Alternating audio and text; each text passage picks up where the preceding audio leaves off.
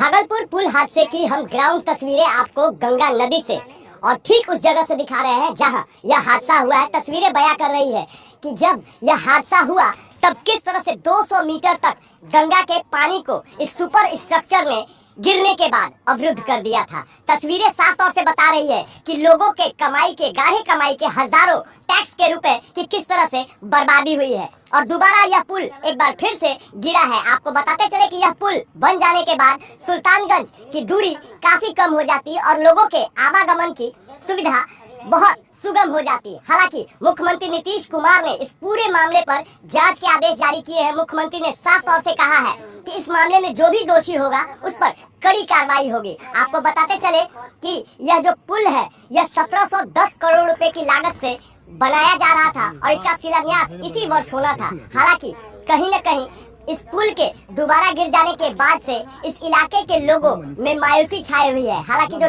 खबरें छनकर सामने आ रही है वह यह बता रही है कि जो इस पुल निगम के जो एजेंसी थी उस एजेंसी के कहीं न कहीं जो काम करने के तरीके थे उसमें गड़बड़ी थी और उसी गड़बड़ी के कारण यह हादसा एक बार फिर से हुआ है। हालांकि इस पूरे मामले की जांच के आदेश मुख्यमंत्री नीतीश कुमार ने जारी किए हैं और जो भी इस मामले में दोषी होगा उस पर सख्त से सख्त कार्रवाई करने के मुख्यमंत्री नीतीश कुमार ने आदेश जारी किए कर रहे थे। हालांकि इस पुल हादसे के बाद इस पूरे मामले की जांच के आदेश मुख्यमंत्री ने जारी किए हैं। और अगर हम बात करें इस पुल के निर्माण करने वाली कंपनी की तो सबसे बड़ी बात यह है कि इस कंपनी को लगातार प्रोजेक्ट पर प्रोजेक्ट मिल रहे हैं। पहले सुल्तानगंज अगवानी 4 लेन महासेतु की अगर हम बात करें तो इस कंपनी के द्वारा किए गए निर्माण के कारण वह ध्वस्त हुआ। फिर सहरसा को मिथिलांचल से जोड़ने वाली बलुआहा घाट महासेतु का 17वां सेगमेंट वाला 40वां स्नैप नदी में समा गया। अब दोबारा सुल्तानगंज अगवानी पुल का यही वह बड़ा हिस्सा तिनके की तरह बिखर गया है जो आपको तस्वीरों में दिख रहा है।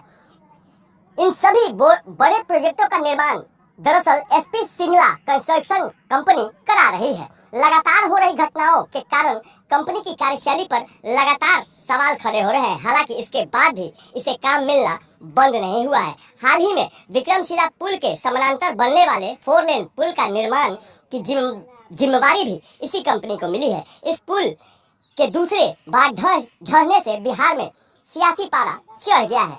इस कारण इस पुल को बनाने वाली कंपनी एसपी सिंगला कंस्ट्रक्शन एक बार फिर से सुर्खियों में आ गई है। यह कंपनी देश की प्रमुख कंस्ट्रक्शन कंपनियों में से एक मानी जाती है जिसे नदी पर पुल बनाने का एक्सपर्ट माना जाता है। इस कंपनी ने देश के कई राज्यों में पुल बनाए हैं। बिहार में आरा और छपरा के बीच गंगा नदी पर बना पुल इसी कंपनी के द्वारा बनाया गया है। कंपनी का दावा है कि यह देश का multi Spain extra dose bridge है। हालांकि इसी तरह गुजरात में ओखा से द्वारका के बीच 900 मीटर लंबा केबल स्टैंड स्पैन ब्रिज भी इसी कंपनी के द्वारा बनाया गया है। अगर हम बात करें एसपी सिंगला कंपनी की तो इस एसपी सिंगला कंपनी के द्वारा ही इस पुल को बनाया जा रहा था और कहीं न कहीं इस हादसे के बाद कंपनी के कार्यशैली पर एक बड़ा सवाल खड़ा हो रहा है। हालांकि इस पूरे मामले के जांच के आदेश मुख्यमंत्री नीतीश कुमार ने जारी किए हैं। अब देखना यह दिलचस्प होगा कि इस पूरे हादसे के बाद कंपनी के द्वारा जो यह निर्माण कार्य चल रहा था इस पूरे मामले की जांच रिपोर्ट में क्या खुलकर सामने आता है।